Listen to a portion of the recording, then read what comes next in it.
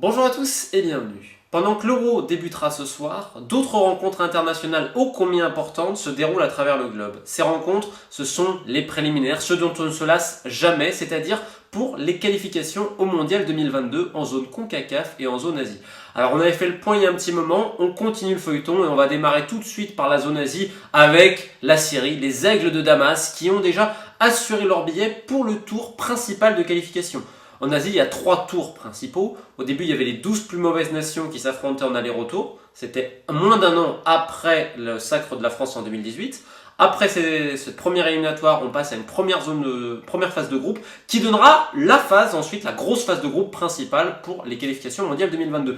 Et la Syrie a survolé son groupe, qui était notamment composé de la Chine et des Philippines. Alors la Chine espère obtenir un strapontin dans les meilleurs seconds, mais la Syrie est invaincue et a quand même assez impressionné. On se rappelle déjà en 2018, ils étaient passés tout près de se qualifier pour la première fois à une Coupe du Monde. Il a fallu ce barrage épique contre l'Australie. Finalement, ce sont les Socceros qui sont allés en Russie. Alors évidemment, la Syrie qui avait commencé ses qualifications avec le légendaire Firas Al-Khatib, le buteur incroyable qui évolue au Koweït sur cette fin de carrière. Mais il a pris sa retraite d'ici là. Mais qu'importe, puisque la Syrie compte sans doute l'un des meilleurs attaquants du continent asiatique. Si on parle de football de club, il y a 2 attaquants un peu stars. Il y a Bagdad Bounedjah, l'Algérien qui joue au Qatar, et il y a Omar Al-Soleh, le Syrien qui joue en Arabie Saoudite. Quel joueur!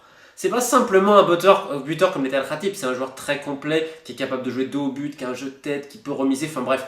C'est un bonheur de joueur, et si vous ajoutez à cela Mahmoud Al-Marwas, je peux mal le prononcer, qui évolue en Roumanie, qui arrive à marquer aussi pas mal de buts, souvent sur l'aile, et ben vous arrivez à une équipe très dangereuse, dirigée par le Tunisien Nabil Maloul. Alors, il avait commencé Nabil Maloul, on se rappelle, il avait eu pas mal d'incertitudes sur le style de jeu et tout.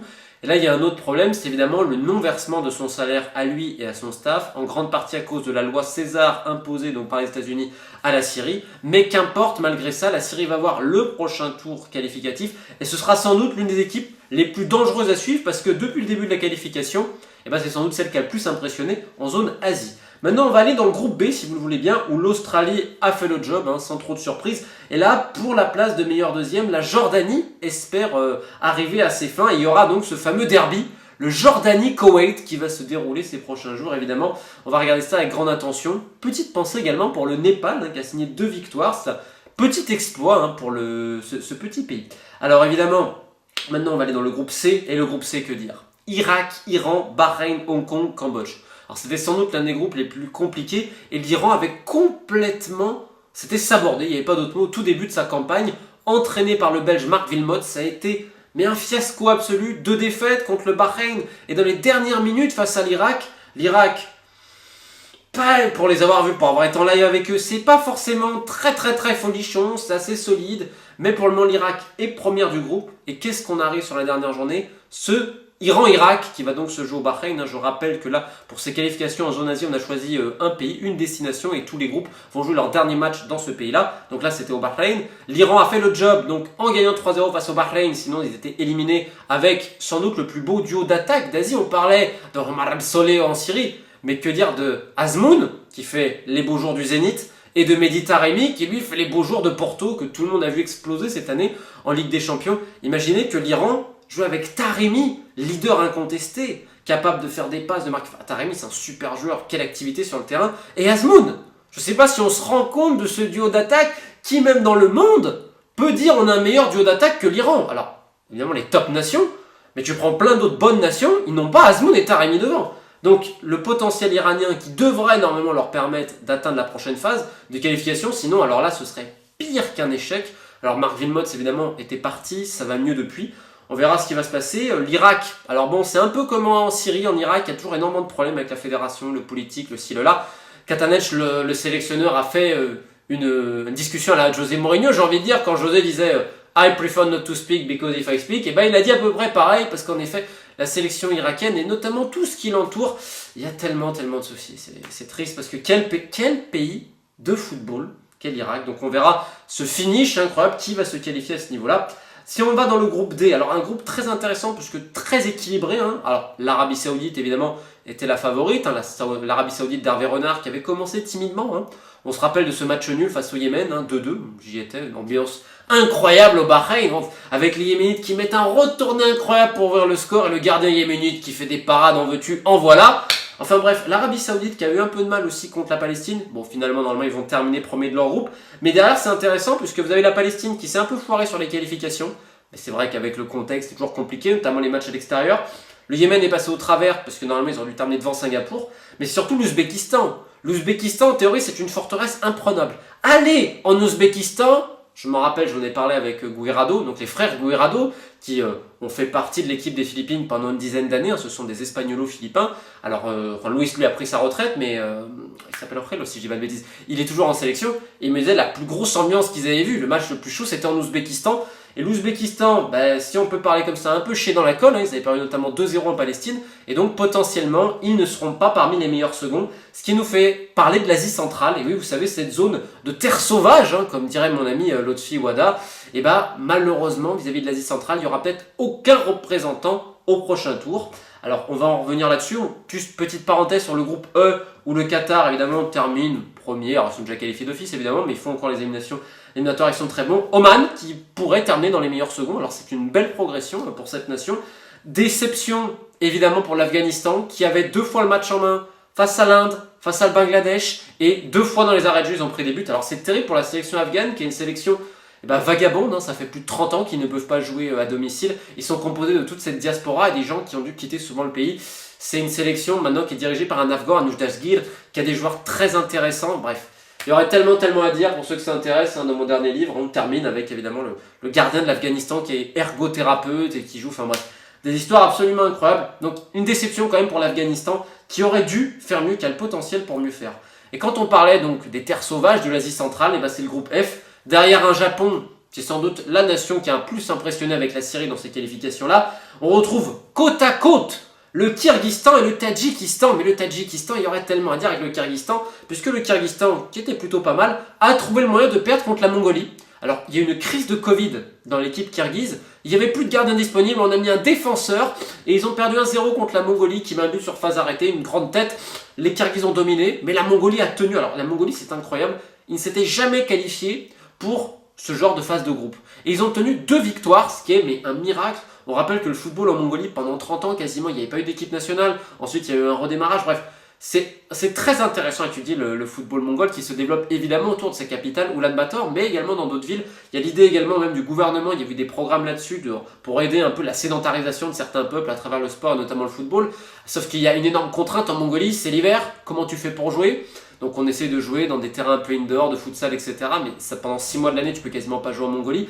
Alors le championnat, il est assez folklore. Vous avez quelques entraîneurs serbes, quelques joueurs serbes.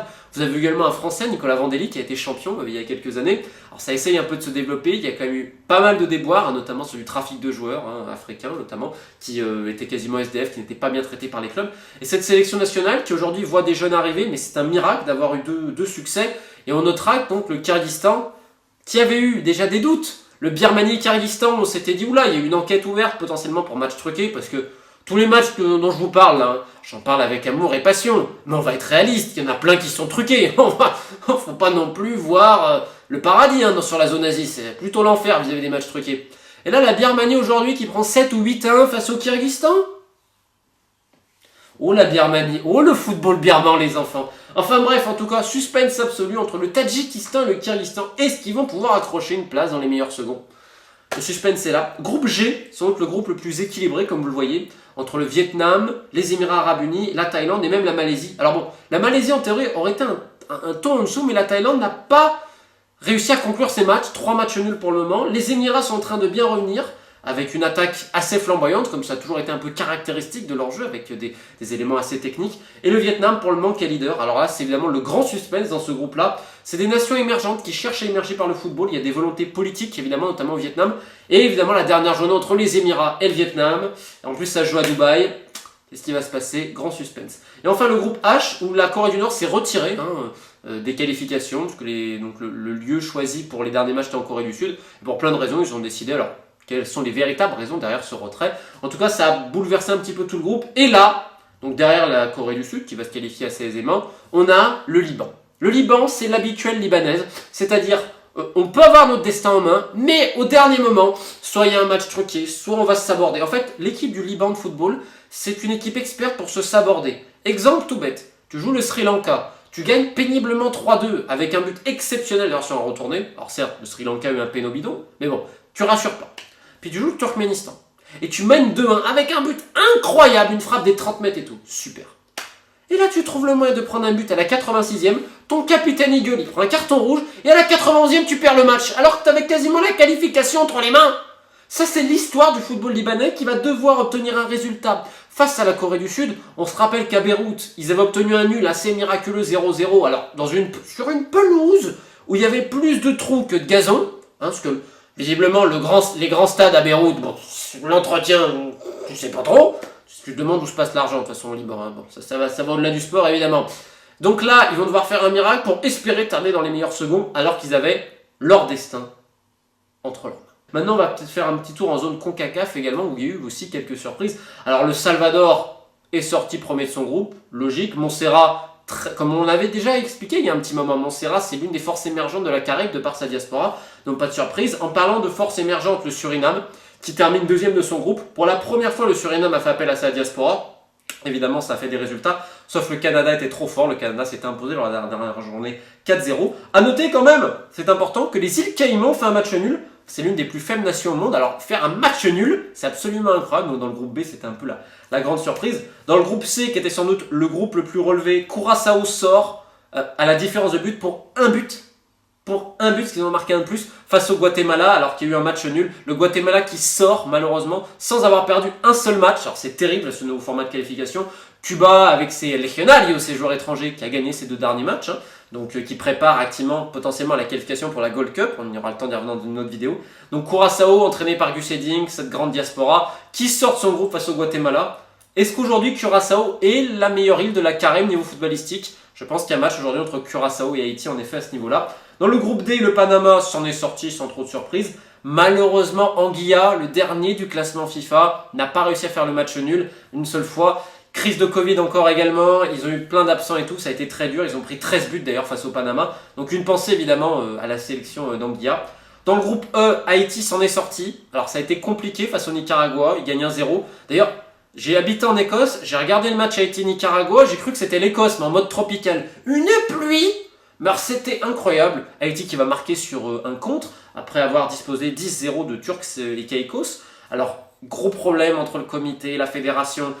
Honnêtement, les joueurs et la sélection ne sont absolument pas respectés, puisque le comité de normalisation qui a reçu un demi-million de dollars, quasiment, l'argent tu sais pas où il est passé en 3-4 mois, mais il paraît que tout va bien. Pour ceux qui s'intéressent évidemment, Monsieur Dadou, tout ce qui s'est passé avant, toute cette administration continue encore de tout gérer avec des contrats pour des agences de voyage et tout. Et ceux qui en font les frais, c'est les amoureux du foot en Haïti, les joueurs et le staff technique dirigé par Jean-Jacques Pierre. Bref, bon courage à Haïti après tout ce qui se passe dans le pays, tout ce qui s'est passé à la fédération de football. Il va avoir ce barrage maintenant face au Canada, presque envie de dire la deuxième patrie de plein d'Haïtiens qui sont exilés au Canada.